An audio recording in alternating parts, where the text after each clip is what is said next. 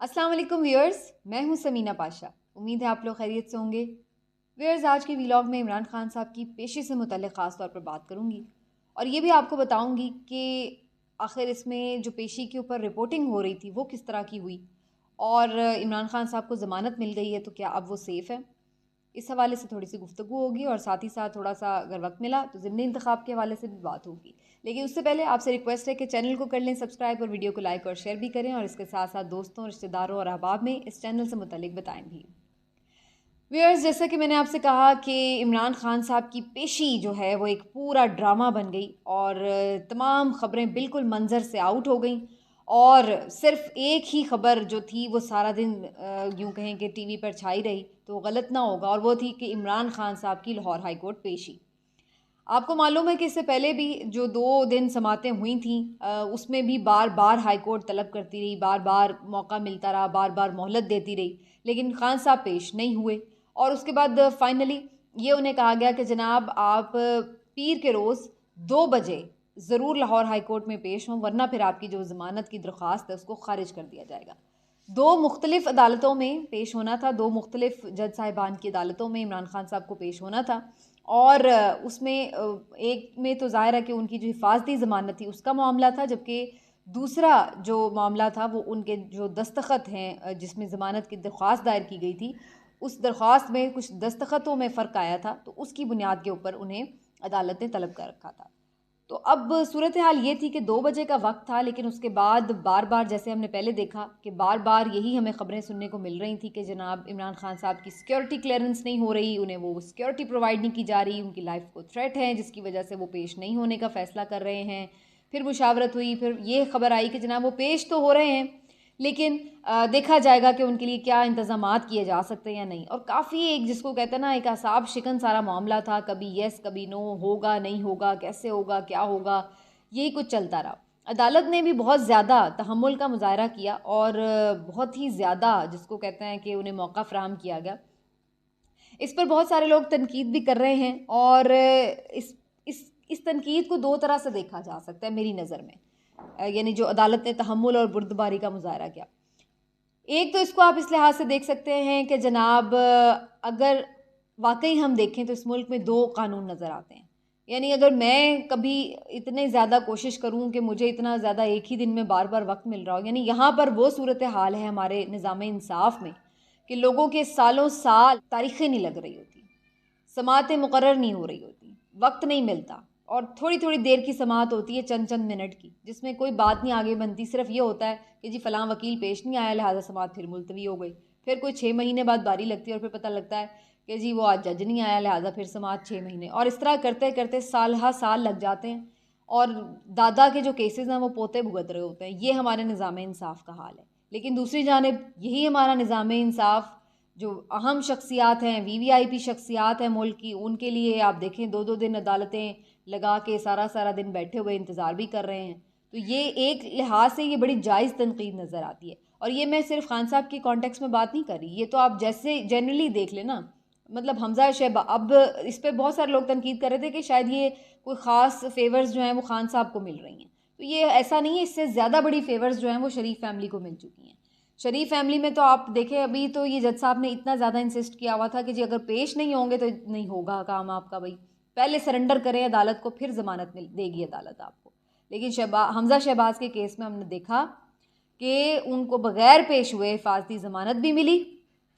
जज साहब एक शादी की तकरीब में मौजूद थे, ये भी खबर है कि जज साहब उस वक्त किसी शादी की तकरीब में मौजूद थे और वो वहाँ से उठ के आए, आके उन्होंने अदालत खोली और हमज़ा शहबाज साहब के लिए ज़मानत फ़राहम की बग़ैर उनके पेश हुए।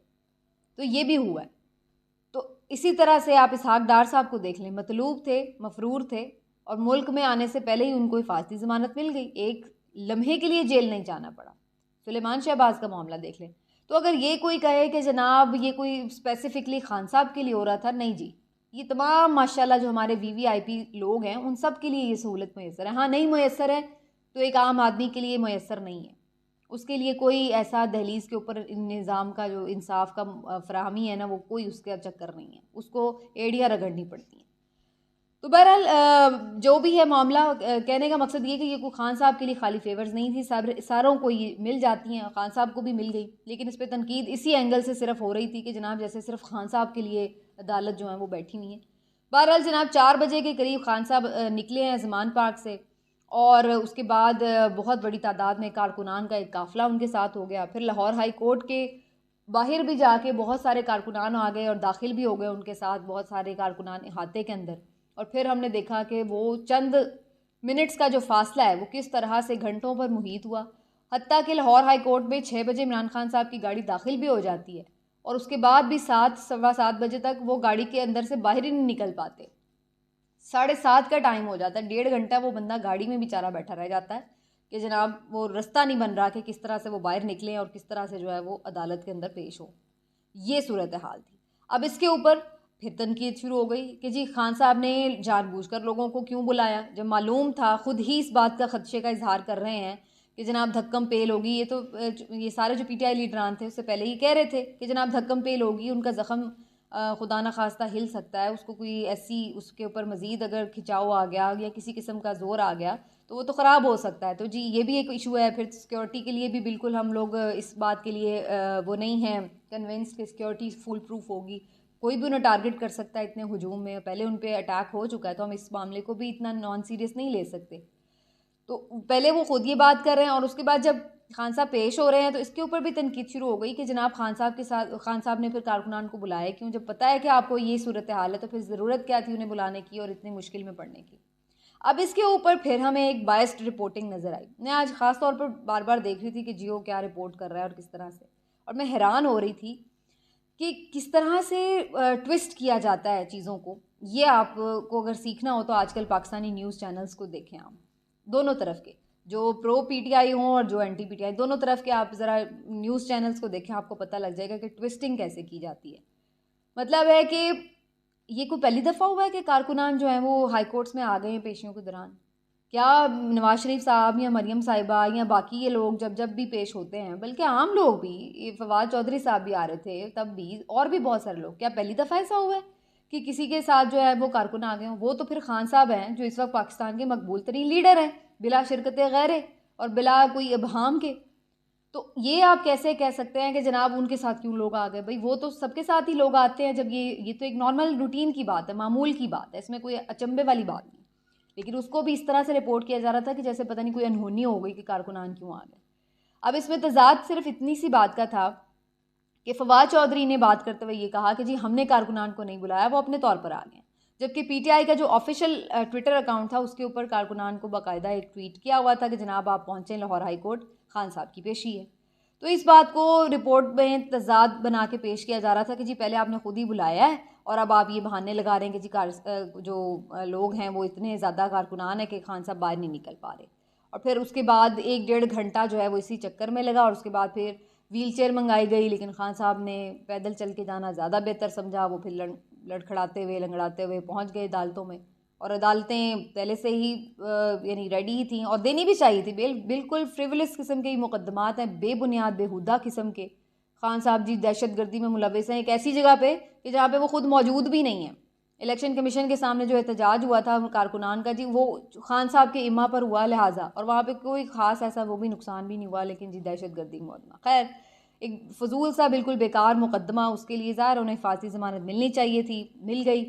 खान साहब के जो वकला थे उन्होंने तो बल्कि कम दिनों की 7 दिनों की दायर की हुई थी। खान साहब ने जाके ख़ुद उनसे मुकालमा किया जज साहब से, उन्होंने 3 मार्च तक की दे दी, ज़्यादा उन्हें दिन मिल गए, तो ये भी उनके लिए फ़ायदा हो गया। लेकिन अब इस सारी सिचुएशन से निकला क्या, ये आपके ऑप्टिक्स अब आपको बता रहे हैं। एक तो आपका ये निकला कि खान साहब अगर बाहर निकल रहे हैं तो वाक़तन उनके साथ कारकुनान का एक जम्मे गफ़ीर होगा, तो आगे के लिए भी ये चीज़ जो वो बार बार हाई कोर्ट्स को और बाकी कोर्ट्स को इस्टेब्लिश कर रहे हैं, ये एक मंज़र ऐसा आ गया।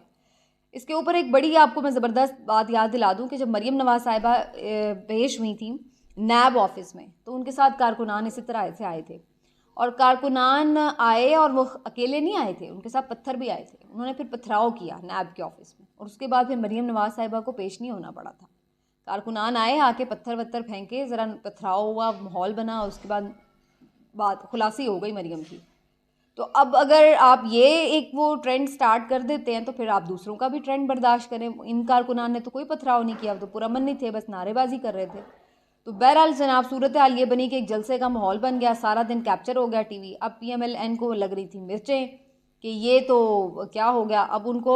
अब इसको आप दो तरह से देख सकते हैं। ये कुछ लोग कह रहे थे कि जी जज साहब ना की तस्कीन पता नहीं कर रहे हैं, कुछ लोग कह रहे थे कि नहीं जज साहब ने तो बड़े तहम्मुल का मुजाहरा किया। फिर इसी तरह से लग रहा था कि शायद यहाँ पर जो पीछे PDM के लोग बैठे हैं उनकी ना की तस्कीन हो रही है कि अच्छा है देखो लंगड़ाता हुआ जिस भी हाल में आना पड़ गया है, आया ना मज़ा।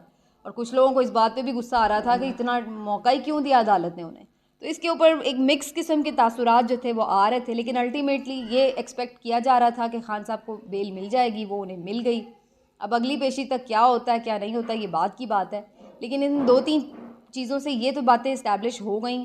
खान साहब बाहर निकलेंगे तो एक पूरा जलसा होगा, और यही बात PMLN को पूरा हॉरिफाई करती है। उन्हें जो मिर्चें लगती हैं वो इसी बात की लगती है कि हमारे लिए लोग क्यों नहीं इस तरह निकलते। जब नवाज शरीफ को गिरफ्तार किया गया तब क्यों नहीं। अब वो बार बार ये आप देखते हैं ना मिसालें देते फिरते हैं कि जनाब इकट्ठा कर लेता है लोगों को, इकट्ठा कर लेता है लोगों को। तो वो बेसिकली वो तकलीफ़ इस चीज़ की है कि हमारे लिए क्यों नहीं निकले भाई। हमें गिरफ्तार किया जा रहा था तब क्यों नहीं लोग निकले, हम पेशियों पे आते थे तो इस तरह का मजमा क्यों नहीं होता था। तो ये बुनियादी तौर पर जो एक तकलीफ़ है वो लोगों की पॉपुलैरिटी की, वो बात उन्हें अवाम पे गुस्सा है इस बात का कि अवाम क्यों इतनी पागल है इसके पीछे। ये चीज़ है जो उनको तंग किए जा रही है, और इसी बात का वो बार बार मिर्चें लगा लगा के जो है ना वो इजहार कर रहे होते हैं कि जनाब ये लाडला है। और आज आप मरियम औरंगज़ेब साहिबा की गुफ्तगू सुनते हैं आपको पता चल जाता है छटा हुआ बदमाश और ये और वो पता नहीं कैसे कैसे अल्फाज इस्तेमाल कर रही थी। और फिर यही आ जाते हैं जमात वाले हमें अखलाकियात के भाषण देने के जनाब ये PTI ने सारा कुछ ख़राब किया और उनकी अपनी लैंग्वेज जो है वो आप ज़रा सुन लें। तो बहरहाल ये थी जी इमरान खान साहब की पेशी। ज़मानत उन्हें मिल गई है, देखते आने वाले दिनों में ये ज़मानतों का खेल कब तक चलता है, और मज़ीद भी पेशियों के लिए अब उनको फ़ोर्स तो किया जाएगा। और ये जो एक उनका वो था कि भाई वो शायद नहीं निकल पा रहे हैं उस तरह से, तो उस चीज़ को एक ब्रेक करने की एक कोशिश थी, वो कोशिश पूरी हो गई है। बाकी देखते हैं वो आगे कैसे अपनी लड़ाई लड़ते हैं। मिलते हैं अगले व्लॉग में, अपना ख्याल रखिए, अल्लाह हाफ़िज़।